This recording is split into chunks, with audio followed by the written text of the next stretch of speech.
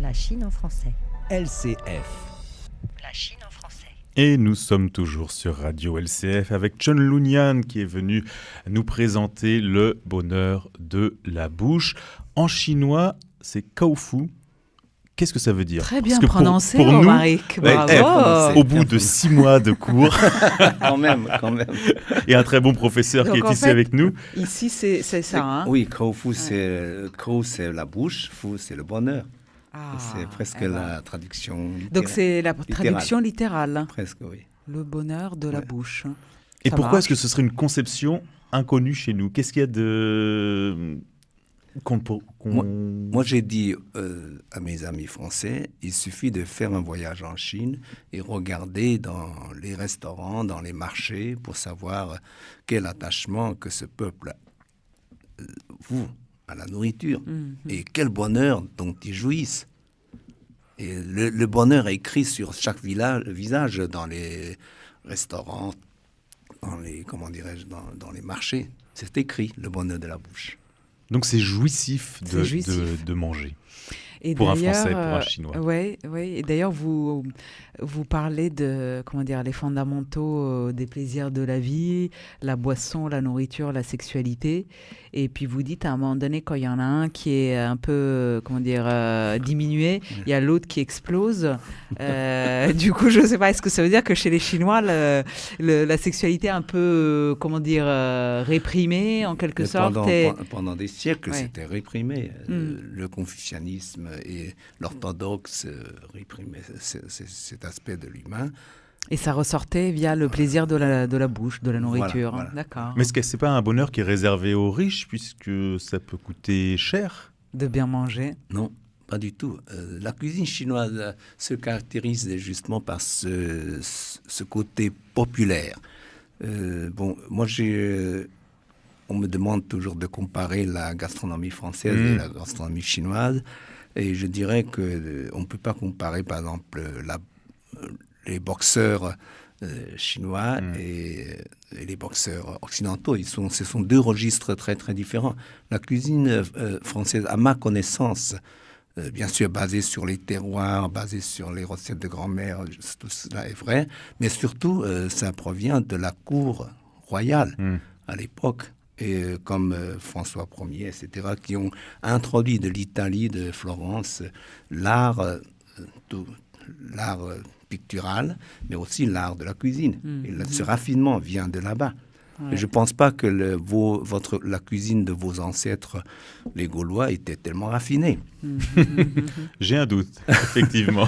Vous voyez, ça vient d'Italie. Voilà. Oui, Le c'est ça. raffinement. Voilà. Et ensuite, ce parcours, le développement de la cuisine française, de la gastronomie française, est jalonné de grands noms. De théoriciens comme Brillat Savarin et des grands chefs dont tout le monde connaît les noms. Cela dit, vous dites qu'en quelque sorte, finalement, la cuisine française, même si ce n'était pas dans ses racines, elle est vite devenue très raffinée, or que la cuisine chinoise est élitiste. Or que la chinoise, elle est toujours restée populaire, accessible à tout le monde. Et la cuisine chinoise, si vous demandez à n'importe quel Chinois, citez-moi quelques grands noms de l'art culinaire chinois, il hésiterait.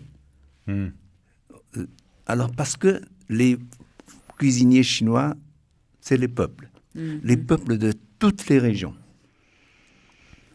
C'est ça la caractéristique la plus frappante de cette cuisine. Vous allez en Chine, vous allez n'importe où, dans des coins les plus perdus, les plus reculés, et vous mangez bien. À seule exception près, c'est le Tibet. Parce que là-haut, il n'y a pas grand-chose. C'est ça. Et c'est compliqué d'amener tous les légumes, j'imagine. Non, il n'y a pas grand-chose. Ouais. Maintenant, c'est la cuisine du Sichuan qui envahit toute la région du Tibet. Alors, pour bien manger, il faut bien boire aussi. Mais oui. J'étais surpris de découvrir que vous conseillez plutôt le vin blanc avec la cuisine chinoise que le vin rouge. Alors Pourquoi? Que maintenant, tous les Chinois s'entichent du vin rouge. Parce que avant, on buvait des alcools blancs, en fait. Ah non, maintenant aussi.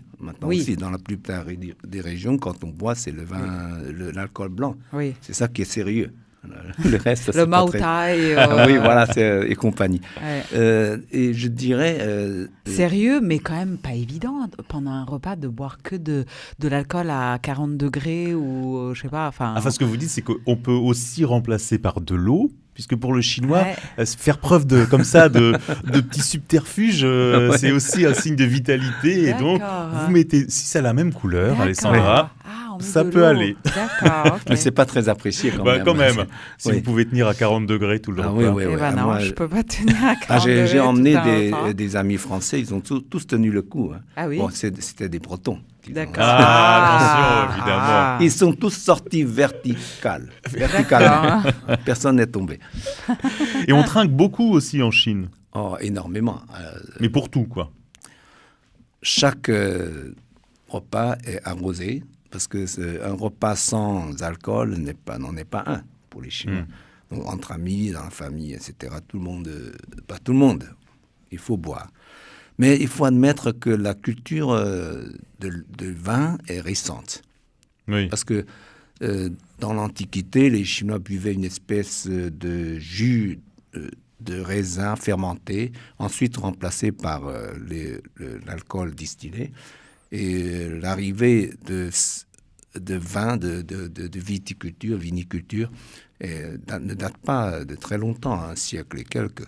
Et en plus, après l'ouverture de la Chine, le vin est réentré sur le marché chinois, mais c'était des années 80 déjà. Donc c'est assez récent. Notre connaissance des vins reste encore un peu à désirer. C'est aussi qu'au début, les viticulteurs envoyaient en Chine plutôt les fonds de cuve. Hein. Donc pour faire apprécier et découvrir le vin aux Chinois, c'était peut-être pas la meilleure méthode. Voilà. Moi, j'aimerais bien continuer sur ces comparaisons France-Chine. Bon, en plus, on est sur un média qui adore faire le pont entre ces deux pays. Moi, il y a un sujet qui m'a marqué dans votre ouvrage autour des desserts, où vous dites aux Français, méfiez-vous, vous ne connaissez pas les desserts chinois. Alors, j'aimerais bien que vous en parliez un peu plus, parce que je ne suis pas tout à fait d'accord sur cet aspect-là, disons, entre cuisine chinoise, cuisine française. Enfin, moi, je trouve que le dessert français jouit encore d'une réputation quand même incroyable. Déjà, il faut oublier le mot dessert. Parce que la cuisine chinoise, notre repas n'est pas codifié, comme ici ou maintenant dans beaucoup de pays, entrée, plat, dessert, fromage, café, etc. Alors en Chine, le salé et le sucré se mélangent. Et souvent, des plats ou des choses sucrées arrivent au milieu, voire tout au début. Bon, donc on peut... déjà, le mot dessert, ça... c'est un mot occidental et que les Chinois ne connaissent pas. Mais cela ne veut pas dire qu'on ne sache pas faire des choses sucrées. Voilà. Par contre, dans beaucoup de régions, presque dans chaque région, nous avons nos sucreries extraordinaires.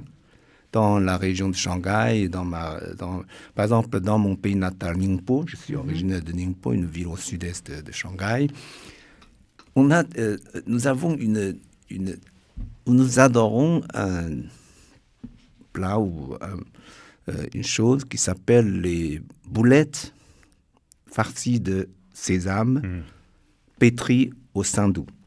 Et ça, c'est quoi saindoux? Saindoux, c'est la Grèce. C'est la D'accord. Grèce. Mais des boulettes sont minces. Il faut des mains très très fines pour faire la farce et ensuite faire ces boulettes. Et c'est dans le menu du réveillon que j'ai cité dans le livre, c'était un rôle très important parce que ça témoignait que nous sommes des vrais descendants du Ningpo. Et parce qu'ailleurs, on ne sait pas faire ça. Ailleurs, on fait des boulettes, mais très grosses, dont la crêpe est trop épaisse. Donc ça n'a rien à voir. Ça, on trouve à Paris, ce type de dessert? Ça, si vous trouvez, c'est des fausses. D'accord. Je vous assure. Il faut partir en Chine. Oui, il faut partir dans cette région pour trouver des vrais. En tout cas, pour nos auditeurs, il y a des adresses dans ce livre, de restaurants, 25 adresses pour découvrir le meilleur de la cuisine chinoise. Mais de nouveaux restaurants naissent chaque jour. Hein,